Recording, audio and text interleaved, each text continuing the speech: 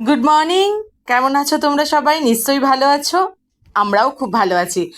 এখন সময় 8:30টার দিকে, আর আমি আমার ব্লগটা আজকে শুরু করছি আমার বিছানা গুছোতে গুছোতে। তো বালিশ টালিশগুলো গুছিয়ে নিয়ে, পাশ বালিশটা আমি ভাবলাম বাবা পরে গুছোবো, তাড়াতাড়ি করে আগে আমি চাদরটা গুছিয়ে নিই। আমার চাদর গুছোনো কেন তাড়াতাড়ি করি সেটা তোমাদের আমি আগেই শেয়ার করেছি, তোমরা জানো।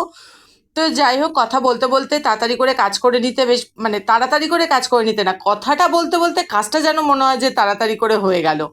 তো বকবক করতে করতেই শুরু করে দিলাম আজকে সকাল, ব্যাস আর কোনো উপায় নেই। বকবক করতে করতে চাদর ভাঁজের মধ্যেই তার আগমন, এবং সে এলো মানেই তো ব্যাস, এবার সে আমি যখন ঝাড় দেবো, আমি বালিশ তুলবো, সে সমানে ওই দেখো দেখো দেখো মুখের মধ্যে কি বলো তো, আমাদের মাথার ক্লিপ, মেয়ের ক্লিপ এটা, ও নিয়ে শুয়ে আবার কামড়াবে। যা পায় তাই কামড়ে দেয়, ভয় করে একের সময় গলায় না আটকে যায় বাবা। যাই হোক, এবার লাফানোটা শুধু দেখো তার লম্পঝম্প। হ্যাঁ, তোমাদেরকে বলি, সে এখন সুস্থ আছে, ভালো আছে।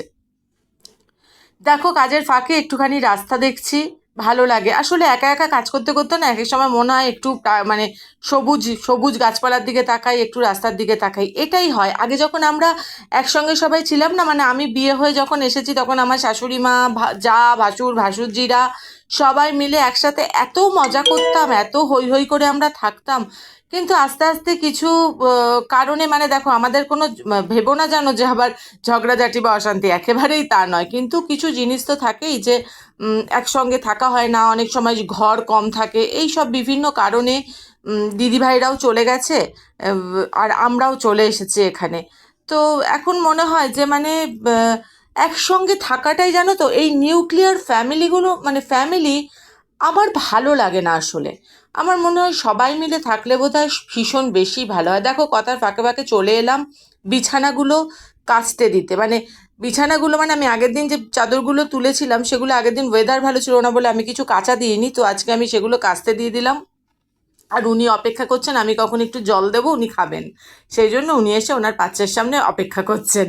তো যাই হোক, দেখো এবার আমার পিছনে একটু দৌড়োদৌড়ি করে নেবে। যাই হোক, যেটা বলছিলাম, যে আমরা অনেক সময় ভাবি নিউক্লিয়ার ফ্যামিলি, আমি থাকবো, আমার হাজব্যান্ড থাকবে, আমার বাচ্চা থাকবে, কিন্তু কোথাও গিয়ে জানো তো, হয়তো ওটা মানসিক সুখ দেয়, কিন্তু আমার মনে হয় যে নিউক্লিয়ার ফ্যামিলির থেকে অনেক বেশি ভালো বোধ হয় আগেকার দিনে যেরকম ছিল একান্নবর্তী পরিবার, সেই একান্নবর্তী পরিবার। আমি নিজে একজন একান্নবর্তী পরিবারের মেয়ে, এবং আমি বিয়ে হয়ে এসেও ছিলাম আমি একান্নবর্তী পরিবারে।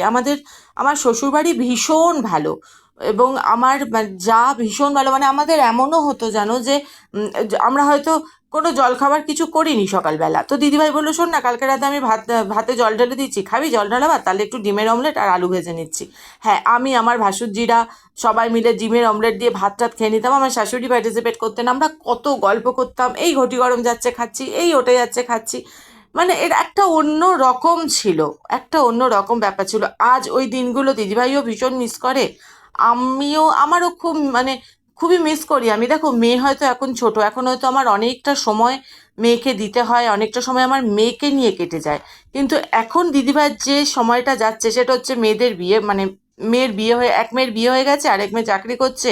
এবার দিদিভাই আর বদ্দা একা একা থাকে, এবার একদমই একা, তখন অনেক বেশি মনে হয় যে আমরা তো একসঙ্গে ভালো ছিলাম, মানুষজনকে মানে আমাদেরকে মিস করা ব্যাপারটা অনেক বেশি থাকে। এই মুহূর্তে হয়তো আমার ওই ব্যাপারটা অনেকটা বেশি নেই, কারণ হচ্ছে ওই যে বললাম যে মেয়েকে হয়তো আমাকে এখন অনেকটা সময় দিতে হয়, কিন্তু তার ফাঁকে ফাঁকেও কোথাও মনে হয় যে উম, সত্যি তো খুব ভালো হতো। আমারও তো একটা সময় এই দিনটা আসবে যে মেয়ে ওর নিজের লাইফে ব্যস্ত হয়ে যাবে, তখন যদি আমরা সত্যি একসঙ্গে থাকতে পারতাম, তাহলে তো আমরা নিজেরা নিজেদের মতো করে একটা জগৎ তৈরি করেই থাকতে পারতাম। আর যেখানে আমার শ্বশুরবাড়ি এতটাই ভালো, হ্যাঁ, যদি শ্বশুরবাড়ির সাথে কোনো সমস্যা থাকে তাহলে সেক্ষেত্রে হয়তো এগুলো ভাবা যায় না, কিন্তু আমার তো মানে আমি ভাবতেই পারি, এই আর কি। আর দেখো, এই যে ব্যাগটা আমি তুলে রাখলাম, ব্যাগ থেকে জিনিসগুলো বার করে রাখলাম, আমি কালকে যে ডাক্তারের কাছে নিয়ে গেছিলাম ওকে নিয়ে, তো সেইগুলো সব আস্তে আস্তে ভাঁজ করে ওই যা যা নিয়ে গেছিলাম সেগুলো জায়গা মতো গুছিয়ে রাখলাম, ব্যাগটা তুলে রাখলাম। এটা হচ্ছে আমার আদর খাওয়ার এবং আদর করার মুহূর্ত। তো সেটাই চলছে পালা করে করে, একবার আমি একবার উনি, এই চলছে। তারপরে মেয়ে বললো, মা তুমি একা আদর করবে, আমি একটু করব না? তো আজকে আমাদের সবারই মনটা একটু ভালোই আছে, কারণ হচ্ছে যে পুচকু সুস্থ আছে, এটাই হচ্ছে মানে একদম শেষ কথা। যাই হোক, একটুখানি আবার ওই রেগুলারের মতোই একটুখানি ডাস্টিংগুলো সেরে নিচ্ছি। এবার আজকে এখানে জমিয়ে আমরা আড্ডা দিচ্ছি। দেখো আজকে আর রান্নাবান্না কিছু শেয়ার করলাম না, রান্নাবান্না সকালবেলা সব কিছু সেরে নিয়েছি, হাজব্যান্ড খেয়ে অফিসে চলেও গেছে, তো ওগুলো আর আমি কিছু শেয়ার করিনি। আর এখানে চুটি আড্ডা হচ্ছে, আমার মিঠু ঘর মুছছে, আর সবাই মিলে বসে বিভিন্ন বিষয় নিয়ে আলোচনা হচ্ছে, আর হাহা হিহি করে হাসা হচ্ছে।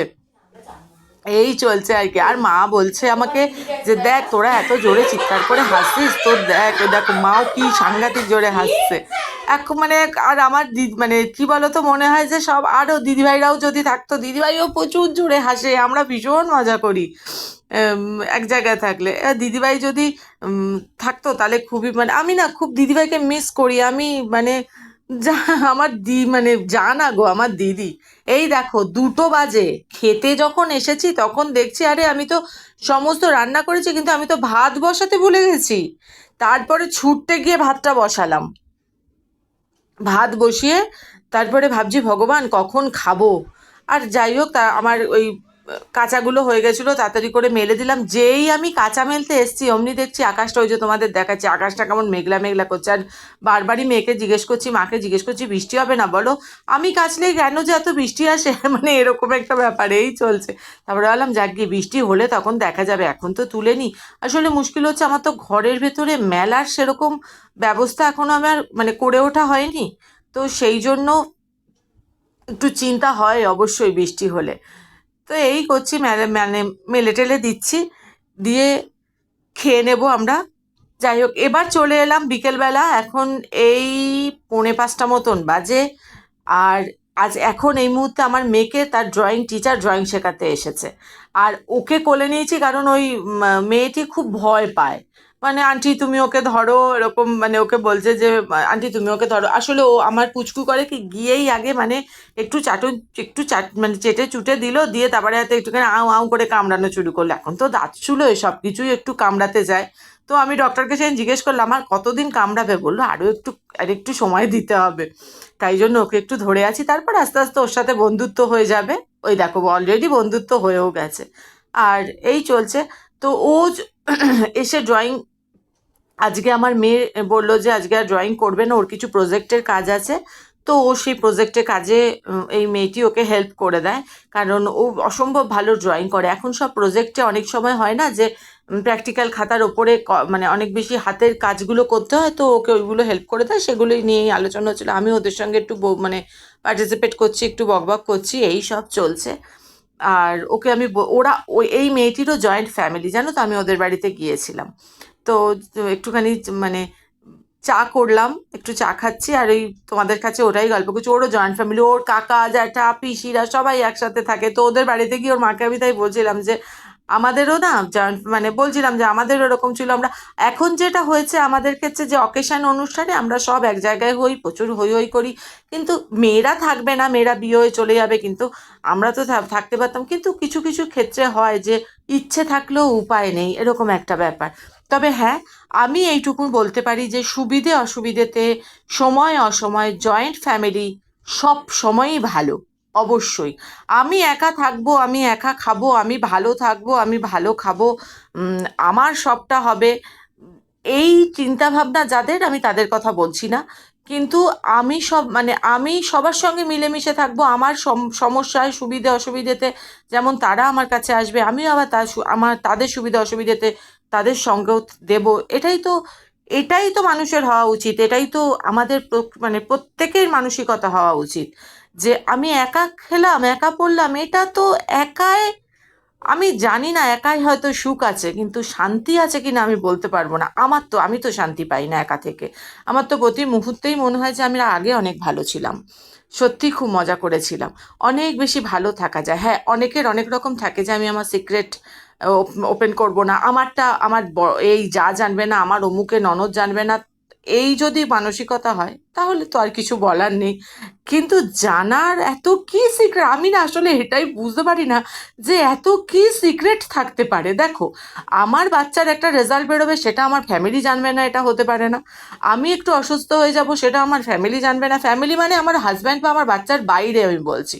জানবে না, এটা হতে পারে না। বড় সড়ো কিছু হলে তো ফ্যামিলি কেন, পাড়া প্রতিবেশী শুধু দূর দূরান্তের লোক জানতে পারে। তাহলে এত গোপনীয়তা বা এত সিক্রেট, কারণ আমার এরকম একজন পরিচিত আছে, সে একা থাকতে খুব ভালোবাসে। সে বিয়ের পরে তার বাচ্চাকে নিয়ে, তার হাজব্যান্ডকে নিয়ে বেরিয়ে নিজের মতো ফ্ল্যাট কিনে শিফট করে গেল। কিছু সময় যখন আমাকে বলে যে আমার শরীরটা খুব ভালো নেই, মেয়েটা ওর ছেলে, যে আমার ছেলেটাকে রান্না করে দিতে পারছি না, এখন মনে হয়, তখন মানে এখন মনে হয় একসাথে থাকলেই ভালো হতো। তখন আমার মনে হয় মানুষ যখন স্বার্থ কাজ করে না, তখন ওই একা থাকলেই অসুবিধেটা মনে হয়। কিন্তু যখন আমি একদম সুস্থ, আমার কোনো রকম মানে আমি একদম একাই 100 মনে করব, তখন আর আমার সবার সাথে থাকতে ভালো লাগবে না। তখন আমি একা থাকবো, বর বাচ্চা বা বউ বাচ্চা নিয়ে থাকবো এইরকম। যেটা আমার একদমই মানে আমার অন্তত একদম আমি এই মানসিকতাকে সাপোর্ট করতে পারি না। আমার কোথাও একটা মনে হয় যে না, একা না, সবাই মিলে হই হই করে থাকবো, যা করব সবাই মিলে করব। যাই হোক, দেখতে দেখতে দেখো আমি রাতে চলে এসেছি, দইয়ের জন্য দুধ জালও বসিয়ে দিয়েছি, আর এপাশে সবজিটাও আমার কাটা হয়ে গেছে কালকে সকালবেলার জন্য। আর আমি সমস্ত কিছু রেডি করে এবার ফ্রিজে ওই সবজিটা রেখে দিচ্ছি, মানে রেখে দেবো। আর আমার, যাই হোক, ঠাকুরকে একটু দেখে নিলাম। সন্ধে তো সেই অনেক আগে হয়ে গেছে, এখন তো প্রায় 9:30 পৌনে 10টা বাজে যখন এইটা আমি মানে সবজিটা আমি যখন ফ্রিজে রাখছি এই সময়। তা এর মধ্যেই তোমাদের সাথে কথা বলতে বলতে ফোন করলো দিদিভাই, আর একটুখানি বকবক করলাম। আর দিদিভাইকে বললাম আজকে আমরা সেই একসাথে থাকা নিয়েই আমি সবার সঙ্গে কথা বলছিলাম, আমি গল্প করছিলাম এই আর কি। যাই হোক, মেয়েকে যে পড়িয়েছিলাম তার টেবিলটা আমি তুলে দিলাম, দিয়ে দেখো সকালে ওই জামা কাপড়গুলো তুলে নিলাম। দেখো আমার না, আমি জানি না কেন হঠাৎ আমার যে কি মনে হলো, যদি বৃষ্টি টিষ্টি হয় জামা কাপড়গুলো তুলে নিই, এটা ভেবেই আমি জামা কাপড়গুলো একটু তুলে নিলাম। রাতে বৃষ্টিটাও হয়েছিল, সত্যি সত্যি প্রচণ্ড জোরে, রাত 12টার পর থেকে বৃষ্টি শুরু হলো। এগুলো একটু গুছিয়ে নিচ্ছি। আর দেখবে আমার মাঝে মাঝে বকবক করছি, কারণ হচ্ছে এই দিদিভাইয়ের সাথে আর কি একটুখানি কথা বলছি। দিদিভাইকে তাই বলছিলাম, দিদিভাই মাঝে মাঝে আমাকে ফোন করে, আর দিদিভাইয়ের একটা মারাত্মক অভিযোগ, তুই তো ফোন করিস না, আমরা একা থাকি তুই ফোন করিস না। হ্যাঁ সত্যি, আমার হয়তো ফোন করাটা একটু কমই হয়, কারণ হচ্ছে এখন একটু ব্যস্ততার সাথেই, ওই যে বললাম মেয়েকে একটু, আর মেয়ে যেহেতু সামার ভ্যাকেশানে এখন বাড়িতে আছে, একটু সময়টা বেশি দিতে হয়। বেশি দিতে হয় না মানে, ও না, ও মা এসো না, ও মা একটু গল্প করি, ও মা তোমার সাথে একটু কথা বলি, এই চলতে থাকে আর কি। তো তার মাঝে যখন ও স্কুলে থাকে তখন হয়তো আমি একটু ফোন করি, কারণ তখন তো আমি একা হয়ে যাই, তখন মনে হয় একটুখানি কথা বলে নিই। তো তখন হয়তো একটুখানি, ওই দেখো একটা মশা মেরে দিলাম কথা বলতে বলতে, তখন আমি হয়তো একটুখানি ফোন করি। তাই দিদিভাইকে বলছিলাম, আমার যে ছোট ভাসুরজি, ওরও কিন্তু 51বর্তী ফ্যামিলিতেই বিয়ে হয়েছে, যদিও ওরা কর্মসূত্রে আলাদা দুজন থাকে, কিন্তু মানে ওরও কিন্তু আমাদের মানে 51বর্তী ফ্যামিলিতে বিয়ে হয়েছে, এবং ভীষণই ভালো ওদের ফ্যামিলিটা।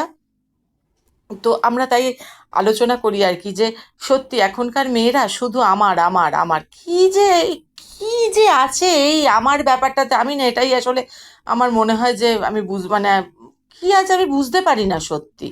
মানে কেন আমার জায়গায় যদি একটু সবার হয় তাহলে অসুবিধা কি, এরা তো আমার নিজেরই লোক, আমার বরেরই তো দাদা বা ভাই, আমার বরেরই তো বাবা মা, তাতে সমস্যাটা কোথায় সবাইকে নিয়ে থাকতে।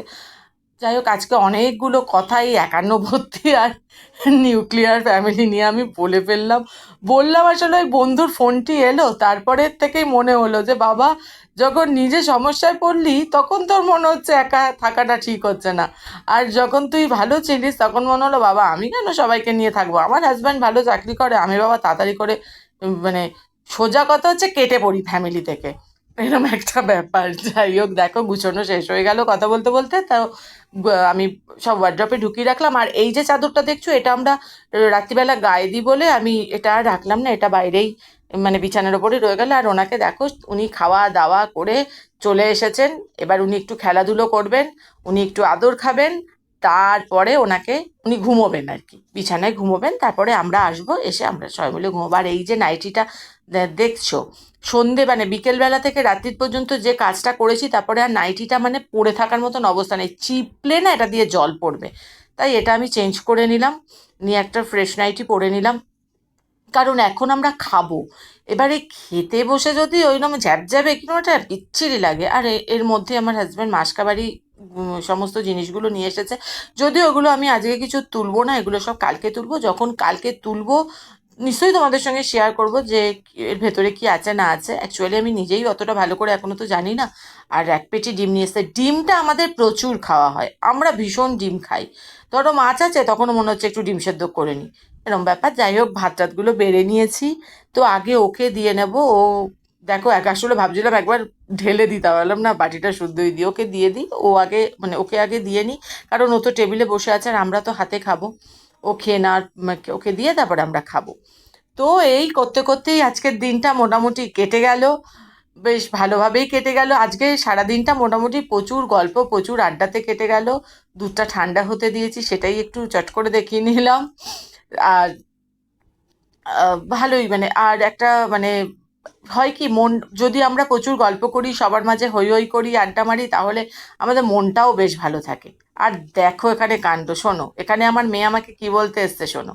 আমি দই পাচ্ছি, ও মা দইয়ের ওপরে ওই যে দুধটা জাল দিলে একটা সর পড়ে না, ও মা আমাকে একটু সরটা দেবে গো। আর কোনোদিনও বলে না, ঠিক আছে খাক। দেখলে থালায় ভাতটা বাড়া হয়ে গেছে, এবার আমরা ডিনার করে নেব। আর এখন হচ্ছে ঘড়িতে সময় 10টা 15-র দিকে। আর মোটামুটি সব কাজ হয়ে গেছে, সব কাজ মানে যেটুকু যা আমার রাতে থাকে সেগুলো সবটাই হয়ে গেছে। তবে সকাল থেকে আজকে আমি খুব বেশি কাজ করিনি, যতটুকুনি না করলে নয় ঠিক ততটুকুনি করেছি, কারণ আজকে আমার সকাল থেকে শরীরটা খুব একটা ভালো লাগছিল না। ভালো লাগছিল না বলতে ভীষণ গা হাত পা ম্যাজ ম্যাজ করছিল, একটু ব্যথা ব্যথা করছিল, মনে হচ্ছিল যেন জ্বর আসবে জ্বর আসবে। তারপর আমি একটা প্যারাসিটামল খেয়ে নিয়েছি, ভালো মানে তারপরে একটুখানি ফ্রেশ লাগছিল, কিন্তু তবুও কোনো কাজে যেন আমার একদমই এনার্জিটা লাগছিল না। সেই জন্য আমি খুব বেশি কাজ হয়তো আজকে তোমাদের সঙ্গে শেয়ার করতে পারিনি। ঠিক আছে, প্রতিদিনই তো আর মানুষের শরীর একরকম যায় না, বা প্রত্যেকদিনই সমান কাজ সে করবে সেরকমটাও নয়। তো আমি সেই জন্য যতটুকু করতে পেরেছি তোমাদের সঙ্গে আমি ক্যাপচার করেছি। তবে তোমাদেরকে একটা সুখবর দিই, আমার পুচকু আজকে বেশ ভালো আছে, বেশ চার্মিং আছে। সেই জন্য আমিও বোধহয় অনেকটা বেশি শরীর খারাপ থেকে অনেকটা সুস্থ হয়ে উঠেছি একটু তাড়াতাড়ি। যাই হোক, এবার আমি ডিনার করতে যাব, ওরা সবাই শুরু করে দিয়েছে। তাহলে আর কোনো কথা নয়, আমার ব্লগটা যদি তোমাদের একটু ভালো লেগে থাকে, অর্থাৎ আমি আমার ব্লগটা এখানেই শেষ করতে চলেছি, তাই বলছি আমার ব্লগটা যদি তোমাদের একটু ভালো লেগে থাকে, তাহলে প্লিজ এটা চ্যানেলটাকে সাবস্ক্রাইব করো, আমাকে একটা লাইক করো, কমেন্ট করো, আর আমার চ্যানেলটা শেয়ার করে দিও। তাহলে আজকের মতো টাটা, গুড নাইট।